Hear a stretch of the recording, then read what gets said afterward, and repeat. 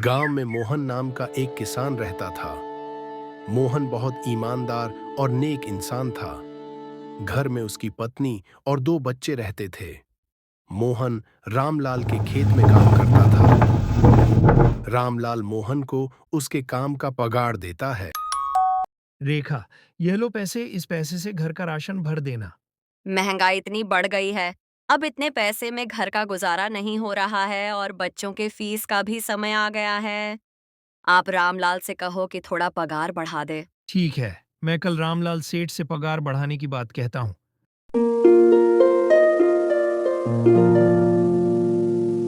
आज पगार का दिन है। रामलाल आज फिर पैसे काट कर देंगे। रामलाल का हमेशा का नाटक है। आज पगार लेते समय सेठ जी से पगार बढ़ाने की बात बोलेंगे। रामू, ये लो तुम्हारे 2,000 रुपए। सेठ जी मैंने तो पूरा दिन काम किया। महीने के 3,000 होते हैं। आप मुझे 2,000 क्यों दे रहे हैं? पैसे काम करने के मिलते हैं, आराम करने का नहीं। तुम रोज 1 घंटा आराम करते हो, उसके पैसे कटे हैं। मोहन, ये लो तुम्हारे 2,500 रुपए।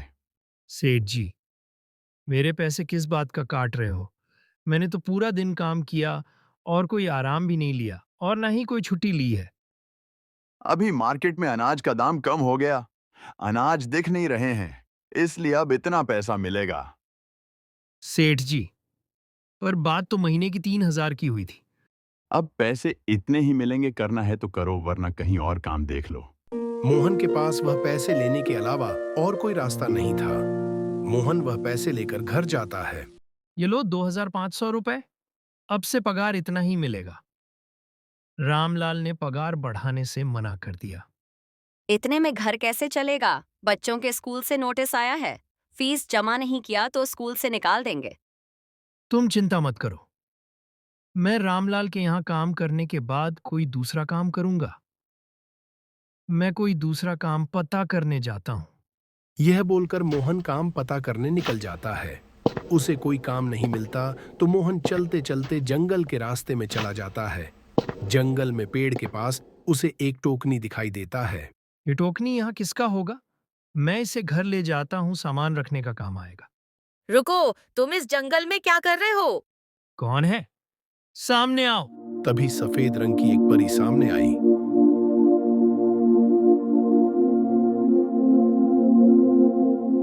आप कौन हो? अपना परिचय दीजिए। मैं बरसों से इस जंगल में हूँ। मैं इस जंगल में अच्छे और भले आदमी की मदद करती हूँ। मुझे पता है तुम बहुत भले और नेक आदमी हो। आप मेरे बारे में कैसे जानती हो? इस टोकनी को हर कोई नहीं देख सकता।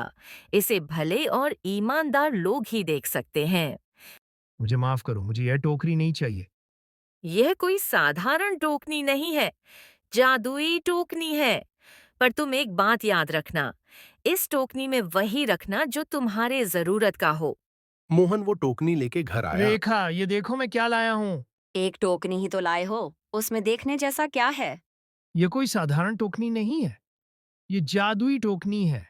एक काम करो, घर में कुछ सामान होगा वह लाकर इसमें डाल दो, जो हमारी सी जो हमारे जरूरत का हो।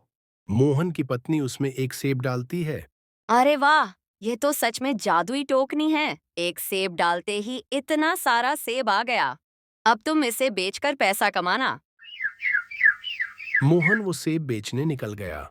लोगों को कम दाम में बेचता था और गरीबों को कुछ सेब मुफ्त में देता था। इसलिए कहते हैं, अच्छों के साथ हमेशा अच्छा ही होता है।